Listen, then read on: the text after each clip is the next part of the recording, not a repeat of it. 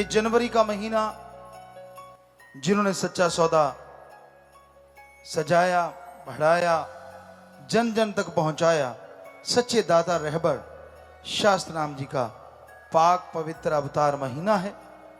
तो आई हुई साथ संगत को सच्चे गुरु सदगुरु जी के अवतार महीने की बहुत बहुत बधाई हो, बहुत बहुत मुबारक हो।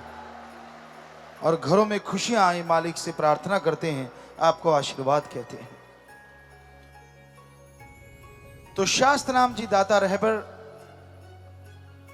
शाह मस्तान जी, एक ही बात, जिन्होंने सच्चा सौदा बनाया, इस महीने में उन्होंने अवतार लिया पिता बरयाम सिंह, माता आस कौर जी के घर शास्त्र नाम जी हरवंश के नाम से घर में आए।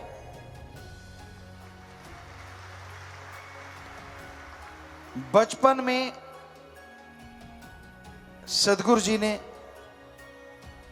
बड़े चोज किए, ऐसे ऐसे कार्य जो इंसान उस उम्र में सोच भी नहीं सकता।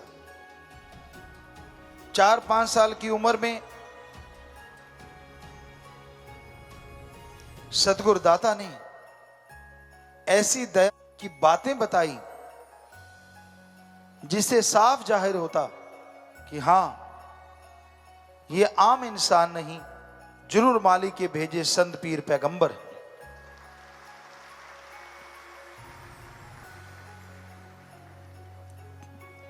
छोटी सी उम्र 5-6 महीने के, पालने में झूला ले रहे थे, तो वहां पे पानी भरा जाता था। झीवर पानी लेके आते थे, घरों में पानी भरते थे, पानी दूर से आता था। तो एक झीवर आए, पानी भरने के बाद शास्त्र नाम जी दाता के पालने के पास खड़े हो गए, एक टक देखने लगे। देखते रहे, देखते रहे, देखते रहे, तो माता जी को ध्यान आया कि ये बंदा कब से खड़ा है और मेरे बच्चे को लगातार एक टक निहार रहा। माता जी भाग के आए और नन्हे से सदगुरु जी को, जिनका नाम तब हरवंश था, अपनी गोद में उठा लिया। तो वो झीवर जो पानी भरने आया था वो हंसने लगा। तो माता जी कहने लगे, भाई तू हंस क्यों रहा है? और दूसरी बात, तू पहले कब से खड़ा मेरे बेटे को एक टक क्यों देख रहा है? कहने लगा, माता आपके बेटे के चेहरे से मुझे बड़े बड़े पैगंबर संतों के दर्शन हो रहे हैं, मैं इसलिए एक टक इनके चेहरे को देखे जा रहा था। और हंसा मैं इसलिए कि किसी के घर में पैगंबर क्यों ना आ जाए, मां तो मां ही होती है। आपको लगा मैं नजर लगा रहा हूं, तो मुझे हंसी आई। तो यानी पूत के पांव पालने में नजर आ जाते हैं, बड़ी बात। उस इंसान को साफ साफ दिखा वो नजारा, जिससे खुशी मिली, जिससे आनंद, परमानंद का एहसास हुआ। और उसके बाद 5-1 साल के रहे होंगे शास्त्र नाम जी दाता। तो उस समय एक सज्जन रोते हुए आए और सदगुरु जी माता जी के पास बैठ के खाना खा रहे थे। शाम का समय था और आम तौर पे आप भी जानते हो, अपने ये कल्चर ही रहा था कि चूल्हे पे खाना बनाया जाता था और वहीं बैठ के घर परिवार वाले तवे के पास आसपास बैठ के, चूल्हे के आसपास बैठ के खाना खा लेते थे। हम लोग भी ऐसा करते रहे। तो सदगुरु जी वहीं बैठे थे, माता जी खाना खिला रहे थे, बना रहे थे। तो वो सज्जन रोता हुआ वहां आया और आके कहने लगा, हे माता, मैं आपके नौकर तो नहीं लगा हुआ, खेतों में काम नहीं करता, लेकिन जिसके खेतों में काम करता हूं, मैंने उससे पैसे मांगे, उसने जवाब दे दिया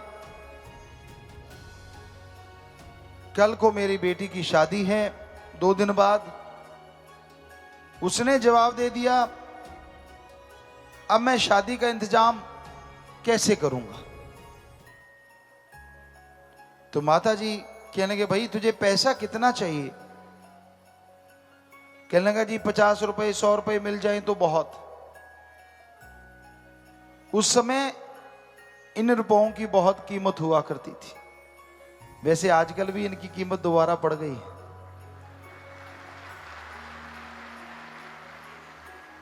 तो उसने 50 या 100 रुपया मांगा। तो सतगुरु जो 4-5 साल की उम्र में वहीं बैठे हुए थे, खाना खाते खाते छोड़ दिया खाना और कहने लगे, हे माता, ये 100 रुपया मांग रहा है, इसे 200 रुपया दे दो और इससे वापिस ना लेना। ये सोच लेना आपने मेरी बहन की शादी की है। तो वो आदमी जार जार रोने लगा, मां की आंखों में आंसू आए, बच्चे को छाती से लगाया।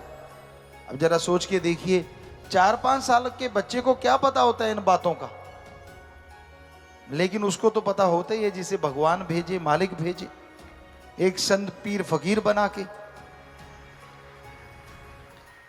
इसी तरह एक झूठा था और वो खेतों में हरा चारा खाता। वो परम पिताजी के जो खेत थे जलालना साहब में, हरियाणा में, वहीं जाके खाना खाता और कहीं खाना ना खाता। तो नौकर चाकरों ने बताया माता जी को कि भाई ऐसे ऐसे एक झोटा है, खाना खाता है वो आके। तो माता जी ने परम पिताजी को कहा कि हरवंश, ऐसे ऐसे झूठा जाता है और वो खाना अपने ही खाता है सारा टाइम, आप निगाह रखो। कहते ठीक है जी। उस दिन 10-15 दिन गुजर गए। माता जी ने पूछा नौकरों से कि भाई अब तो वो नहीं खाता। तो नौकर हंस पड़े। कहने लगे, आप हंस क्यों रहे हो? कहते जी ये आपके बेटा जो है ये जाता है और उसको हटाने की वजह ये कहते खा ले मस्ता, खा ले, तेरे कर्मों का है। ये हटाता नहीं है बल्कि ये तो देखता रहता है। माता जी ने बुलाया कि भाई ये क्या करते हो? कहता जी अब हटा देते हैं अगर आप कहते हो। परम पिताजी खेतों में गए तो वो झोटा वहां खाना खा ही रहा था, हरा चारा चल रहा था। उसको थापी दे के कहने लगे, भक्ता घर में शिकायत हो गई यार, तू ऐसे किया कर, हर जगह से हिस्से के अनुसार खा लिया कर। और गांव वाले बताते हैं उस दिन से लेके उस झोटे ने एक जगह खड़ के कभी चारा नहीं खाया। इस खेत में से मुंह मारा, उस खेत में से मुंह मारा, आगे चल गया, चलते चलते ही खाता रहा जब तक वो झोटा मरा नहीं। तो जरा बताइए, पशु अगर इशारा समझ सकता है तो किसका? पीर पैगंबर सतगुरु मौला का। इंसान के इशारे तो पशु कभी इतनी जल्दी नहीं समझते, खास करके वो जो झोटा या खागड़ होते हैं, गांव में खुले घूमते हैं, उनको कौन रोकने वाला। पालतू तो फिर भी कहना मान लेते हैं, यूपी में तो पालतू भी होते, झोटा बुगी बुगी जुड़ती है, पर उस एरिया में ऐसा नहीं होता। उसमें तो झोटा सिर्फ वहीं घूमता है और ऐसे ही। तो ये अपने आप में वो बातें हैं जो साबित करती हैं कि गॉड गिफ्टेड आते हैं संत, उन्हें बनाया नहीं जा सकता, उन्हें तराशा नहीं जा सकता। तो शास्त्र नाम जी दाता ने ऐसे ऐसे चोज किए। कोई यार दोस्त मित्र होता उसकी मदद करवाते, पढ़ाई के लिए बुक्स वगैरह देना, बुखार होता उसको अपने साइकिल से छोड़ के आना। उस समय साइकिल भी नहीं था किसी के पास। माता आस कौर जी, पिता बरियाम सिंह जी के घर ये रब्बी जोत आई, और ऐसी जिसने पूरी दुनिया को एक रास्ता बताया, एक राह दिखाया।